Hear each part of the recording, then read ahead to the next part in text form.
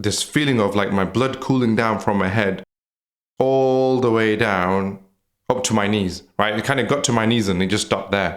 But all of like my blood that was like really heating up and really just stagnant and just not moving, and all this energy in my body that was just kind of stuck and stagnant, and this fogginess that I had in my head, it all just kind of calmed down and stopped at my knees. And all of a sudden, I felt so much better.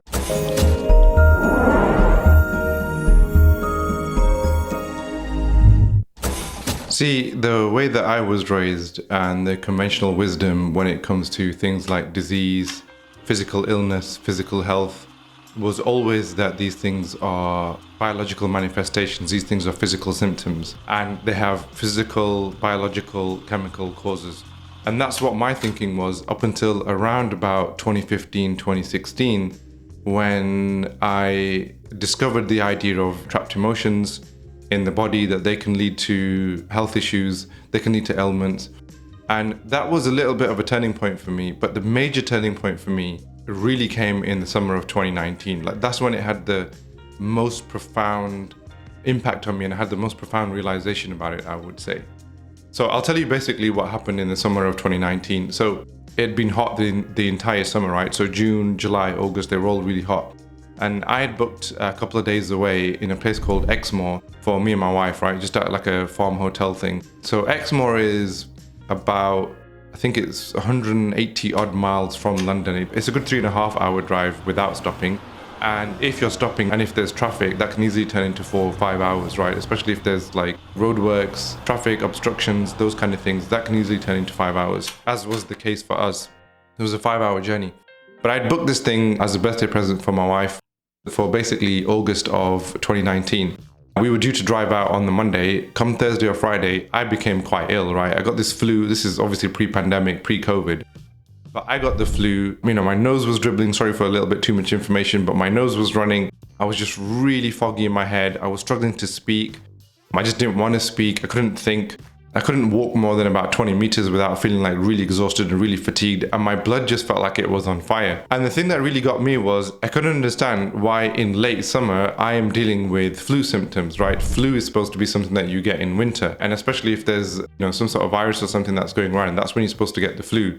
And nobody else in the house was ill. People had come to visit. I'd gone to see a few other people. Nobody else was struggling with cold symptoms. It was just me.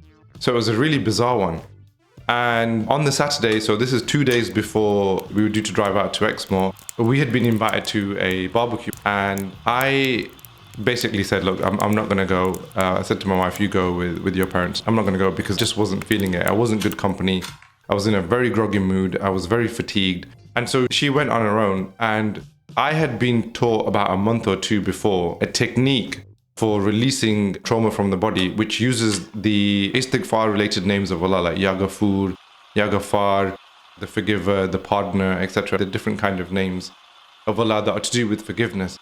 So I'd been taught this technique, which is rooted, actually, believe it or not, it is very much rooted in the Quran and Sunnah. So there's references in the Quran about when Musa alayhi salam was taught to put his hands on his shoulders when he experienced anxiety and things like that, right? So across his chest, I believe it was supposed to be like this. So this is a technique that I'd been taught, that you do certain istighfars and you do certain movements with your hands and your body. So I'd been taught this, but I just didn't put a lot of weight into it, right? I didn't put too much into it. I tried it. It did a little couple of things for me before, but I didn't think much about it. But this day, I decided to try it. And I'm just sat there and I'm going through this technique. And all of a sudden, I remember from when I was young, because this technique, it brings up events in your life that may have caused you trauma. So it's about letting those go, right? It's about having the best opinion of Allah in that moment. Like going back to that event in your life and having the best opinion of Allah in that moment and learning something from that event so that you can reframe that event in your mind, so to speak. That's what releases the trauma, right? And so I did this istighfar. I remembered an event from when I was really young, when I was about 7 years old. And I remember that I was sat in the house. I wasn't feeling particularly well. At that time, my dad was doing nights, so he used to leave in the evenings. And I remember just feeling really anxious about him leaving in the evening. So 7 or 8 o'clock at night. I was only young, I was only 6 or 7, so it was, odd for me to not have my father in the house when I'm at night, to kind of look after me and protect me. It's kind of what goes through a child's mind. And I remember doing these istighfars and thinking to myself, how can I let this painful memory go? right? For me, that was a painful memory. I mean, in the grand scheme of things, it's not a really big deal, but for me, it was a bit of a painful memory. I thought, well, at least my dad was out and he was protecting us and he was providing for us. And he was going to come back home in the morning anyway, and everything is fine, and my mum's there, and nothing bad actually happened anyway, even when he was out. So I've got nothing to worry about. So I kind of went to that moment in time from when I was 7 years old and told myself that everything's okay, I've got nothing to worry about. And back to me in 2019, what happened to me physically was just phenomenal. I immediately got this. Before we continue on this video, I just want to invite you to my Discord community. Look, the world has changed, and it is changing still. And on my Discord, which is a simple mobile app that you can use, you can stay in touch with other like-minded people like me who are staying informed of the things that are happening around the world that are going to affect our daily lives very, very soon. So come and join me on my Discord community, and let's grow together and let's navigate this changing world order together. This feeling of like my blood cooling down from my head all the way down up to my knees, right? It kind of got to my knees and it just stopped there. But all of like my blood that was like really heating up and really just stagnant and just not moving, and all this energy in my body that was just kind of stuck and stagnant, and this fogginess that I had in my head, it all just kind of calmed down and stopped at my knees. And all of a sudden I felt so much better in the moment. Like I could actually speak again, I could talk again, I was feeling perfectly fine. And all of a sudden I decided, you know what, I'm actually going to go down to this barbecue. So I still had my car, I jumped in the car, went down to the barbecue and had a really decent time. I told a couple of people there that, I was feeling really ill, and I did some Istighfars. And I'm feeling better now. I told my wife, and I kind of just got this blank look, like, what do you mean? But I felt quite a bit better. I was really happy about it. This kind of stagnation of energy was kind of stuck at my knees. So I was still feeling weak below my knees down to my feet. So I wasn't feeling 100%. And when we got home that evening, my wife actually said to me, look, why don't we cancel this trip on Monday? You're clearly in no state to drive 5 hours there. And then, we can probably do a little bit of trekking and things. It doesn't seem like you're going to be in the state to be able to do any of this. And even though she really wanted to do this, and even though I really wanted to do this, I was initially thinking to myself on the Friday, maybe I should just call it quits, because I really wasn't feeling up to it at all. But all of a sudden now, after having done this exercise, I felt like, no, I can definitely do this. And I said, no, we're going to do this. We're going to go. So she was really surprised by that, because, normally, as is the criticism with a lot of men as well, that when they get the flu or the cold, they just become completely useless.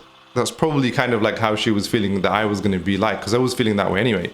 But after doing this exercise, I wasn't feeling that way. I was actually feeling pretty good. She was quite surprised by that, but anyway, we decided that we were still going to go. Sunday, I thought, okay, let me see if I can do something with what's going on with the bottom, with my knees and below. So I did some more Istighfars. A very similar memory came up from around the same time, to do with my father, to do with what was going on in this house. Just me feeling vulnerable that my dad's not in the house just because he's working nights. Went through the Istighfar process, talked myself into telling myself that everything's okay, everything's fine. And all of a sudden, lo and behold, whatever this stagnation was in my knees and below, it disappeared. And I felt perfectly fine. So Monday morning, oddly enough, what happened was I was actually coughing quite a bit, and my nose actually started to run quite a bit more. And my wife was still looking at me thinking, are you sure you want to do this? And I said, even though physically I don't seem okay, I said, inwardly, I'm actually fine. So we drove down to Exmoor, and lo and behold, it took us like 5 hours to get there. We got there and I was still coughing and splurting. And we got into the accommodation, got into the hotel room, and they'd left out like some cake and some tea for us, right? Now, if anybody knows me, they know that I'm very much against caffeine. I'm very much against sugar. Like it's no good for me. And whenever I take sugar, I get much worse. I generally don't get that many cravings, and I generally don't take an interest in, those kind of things, especially if I'm on holiday, because I'm trying to look after my health. And I don't know, but some part of me felt like I should have the cake, that it's going to be good for me. So I started eating the cake, started having the tea. And the more sugar that I actually had, and this is where it's going to sound really ironic, the better I started to feel. And the more tea I had, the better I actually started to feel. So all the things that normally for me are vices, sugary things, caffeinated stuff, those things actually started to make me feel better. Even my wife was surprised that I was indulging in this, because I normally don't do that. And the next morning, we were supposed to go on the trek, and my nose was running a lot. And I was still feeling quite worse for wear, oddly enough. And I said to my wife, we'll go on this trek. I think what we'll do is I'll walk about half an hour with you. I'll sit down somewhere. You carry on and do the trek, and then I'll just wait for you until you're done. And then when you come back, we'll go back to the accommodation. So she said, okay. So we went and had breakfast. And again, I was very indulgent on my breakfast. I had quite a few sugars in my tea, which I don't normally do. I just stick to the one sugar in the tea. normally will avoid tea in the morning, you don't want to have caffeine, those kind of things. But I was quite indulgent, and my wife's watching this and she's wondering, why is he being quite indulgent? And I'm actually even quite surprised with myself as well that I'm doing this. So I have the breakfast, I come back, we go on the walk, and as we're going on the walk, my nose starts to run even more. I'm sorry for the too much information on this, but it's an important part of the story. But the more I'm walking, the further I'm going, the more my nose is running, right? And the more my nose starts to run, the better I'm starting to feel. That was the craziest thing about this. Normally, if you have a stomach upset, you know, and the more you go to the loo or the more you cough, the worse you generally tend to feel, right? And this is where it was really odd. I was actually starting to feel better. The more my nose was running, it was like whatever the toxins were, whatever it was in my body, it was like it was all coming out. And I could feel it intuitively. I could tell this is all coming out. So I was actually enjoying the process. That was the thing that was the most bizarre. So we're doing this walk. We keep walking, we keep walking, we keep walking. Before I knew it, I'd done 2 hours of walking. I think I ended up doing like 11 miles of walking that day. It was like 26,000 steps. And I got home and I really wondered if I was going to be really ill the next day, because I'd really pushed myself. And the next day, I was perfectly fine. I was actually better than the day before. And all my symptoms had gone, my runny nose symptoms had gone, the cough had gone, everything. And I was just perfectly upright. And despite having done so much trekking the day before, especially like when your immune system is so depleted and then you really push your body, generally what happens is you get much worse the next day, right? And that isn't what happened with me. I actually got better the next day. And that for me then became a really interesting experience.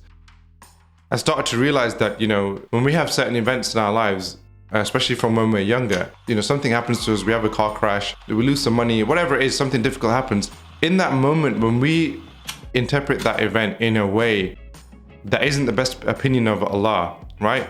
So if you have a car crash, you think to yourself, oh my God, I've been punished here, or this was just so bad, or nothing ever goes right for me. It's not really a high opinion of Allah in that moment, right? And what happens with that is that then becomes a trauma in the body. And when that becomes a trauma in the body, what happens is, you know, I've talked about this stuff before, chi stagnates in the body, like this bioelectricity in the body, as Dan Keown explains it. Dr. Dan Keown is an acupuncture specialist. That body, that chi, it just stagnates. And when we have a good opinion of Allah, that chi doesn't stagnate, right? So in the moment when bad things are happening to us, if we're able to have a good opinion of Allah in that moment when those things are happening, they don't become a trauma in the body. But if we don't have a good opinion of Allah in that moment in time, they become a trauma in the body. Now, when we're kids, we don't understand these things as well. So that's why a lot of traumas are present in adulthood that are from childhood. So, you know, obviously the common stereotype with psychologists and things that, you know, we need to get rid of childhood trauma and things like that is because we don't have the requisite wisdom to understand that as children that we need to have a good opinion of Allah in these moments. That's why there are certain events that take place. Like you notice, there was a story about some kids that were stuck in a cave. And when they came out of the cave, it's an actual true story, you know, some children were left traumatized and some children weren't. And the scientists, they went back to meet the children after many years because it was a very, very traumatic event. You know, it was televised globally. It went on for a very long time. It was a very traumatizing event. There were a couple of children that actually came out of it okay. And the reason why they came out of it okay, like it didn't affect them in adulthood, was because they told themselves a story in the moment, right? That this is an adventure, this is exciting, this is something good that's happening. And there was the children that told themselves a negative story that, you know, this is not good, I might die, you know, these kind of things. And you can understand that with children. You can understand why they might do that to themselves. But it's interesting that when you get the chi stagnation, it actually has biological manifestations. I know stories of people who've had pancreatic cancer, who've had pain in their pancreas, who've had all sorts of strange issues, pain in their wrist. You know, I've started to realize that these traumas can actually contribute to a lot of biological ailments. It's not that they don't have biological causes as well, but there are aspects of this that have emotional roots. There are a lot of ailments that actually have emotional roots. And there are actually a number of scholars now that are talking about the fact that, you know, they take us back to this tradition of the heart, which is when there's one organ in the body, when that is sound, all the limbs are sound. And so when your heart is in a good state emotionally, then the limbs can be in a good state as well. And so a part of that is always having a good opinion of Allah, you know, and if there was any negativity in the heart, and to clean ourselves of it, because that gets rid of ailments in the body. And I think that's why this technique also includes Istighfars, is because it's about asking Allah for forgiveness for not having a good opinion of Him in that moment. That's why it becomes a trauma. It's like, it's almost like it becomes a punishment on our limbs, right? Not to get overly negative about this, but that's where this really comes from, I think. That's kind of my opinion on it. And there are other people of knowledge and wisdom that say that the nafs is responsible for a large part of a lot of the ailments that we deal with. And so if we can purify the nafs, then we can release a lot of disease and ailment from the body. If you want to learn more about this technique, I learned it from the University of Sufi Healing, which is a university in America. So they had some practitioners that taught me the technique over Zoom. I don't know if they still offer this, but you can definitely check it out. I think the university is based in Texas. I'll put a link below. But those are the guys that actually taught me this technique. And I'll put a couple of references in the description below as well.